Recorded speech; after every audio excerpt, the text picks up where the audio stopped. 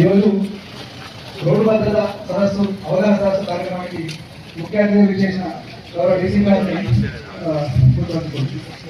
మనం ఫాలోఅప్ చేసి తప్పకుండా మన ముందుండి ఇప్పుడు చెప్పి ఏర్పాటు చేసేందుకు సహకరిస్తామని చెప్పి కోరుతున్నాం. Thank you. ఇది మీకు ఎక్కడ సేఫ్ కాదు.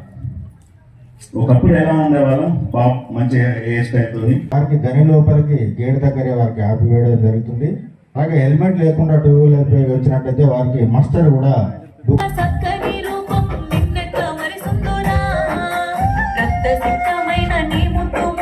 అని చెప్పేసి అటు వెళ్ళే క్రమంలో దాటేవాళ్ళు సార్. ఈ 3 సంవత్సరాల్లో 12 మంది చనిపోయారు సార్. ఇక్కడ 3 సంవత్సరాలు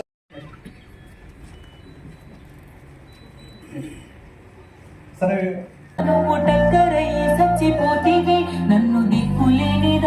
వాడు కొంచెము వాడు అనుకోలేదు ఆ బండిని కనుక రోడ్డు మధ్యలో ఉంది కానీ ఆ బండిని కొంచెం పక్కకు లాగేస్తే గుద్దుతే అక్కడ ఒక 50 మంది చచ్చిపోయారు. గుర్తుంది ఎవరికైనా? దాదాపు 10 years అయింది అనుకుంటా.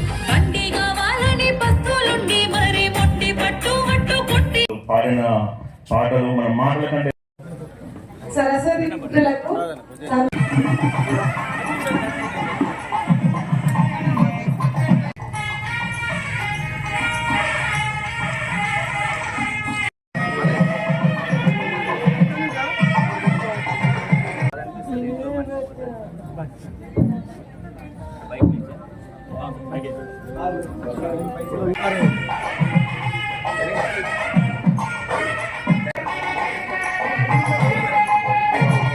చూస్తానని ప్రతిజ్ఞ చేస్తున్నాను. ఈ క్షణం నుంచి మీరు కూడా పౌరుడిగా ఉంటానని రోడ్డు ప్రమాణ గౌరవం ఇస్తాను. రోడ్డు భద్రత గురించి ఈరోజు యాపాల్ ఏరియా రహదారి భద్రత కమిటీ సమావేశము మరియు రహదారి భద్రత అవగాహన సదస్సు యాపాల్లో నిర్వహించడం జరిగింది. ముఖ్యంగా నేషనల్ హైవే 363 మీద అనేక ప్రమాదాలు జరుగుతున్నాయి.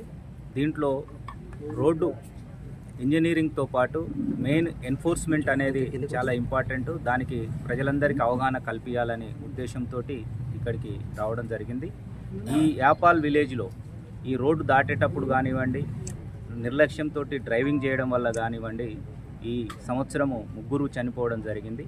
లాస్ట్ ఇయర్ 4 చనిపోవడం జరిగింది.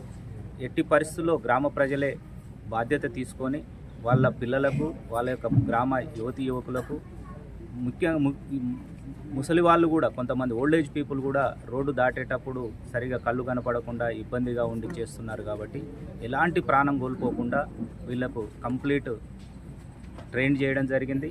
గ్రామ రహదారి భద్రతా కమిటీ సభ్యులు కూడా బాధ్యత తీసుకోవడం జరిగింది. వాళ్ళు ప్రతి ఒక్కరికి మళ్ళీ చెప్తూ ఇంకా ఇక్కడ కొన్ని మా నోటీస్కి తీసుకురావడం జరిగింది.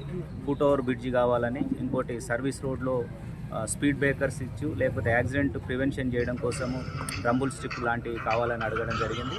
మేము జిల్లా కలెక్టర్ గారికి మరియు గౌరవ మంత్రి గారికి, గౌరవ ఎంపీ గారి నోటీసు కూడా తీసుకెళ్ళి వాళ్ళ స్థాయిలో foot over bridge national highway authority వాళ్ళ నోటీసులు ఉంటుంది కాబట్టి వారి ద్వారా కూడా శాంక్షన్ చేయించడానికి ప్రయత్నం చేస్తాము.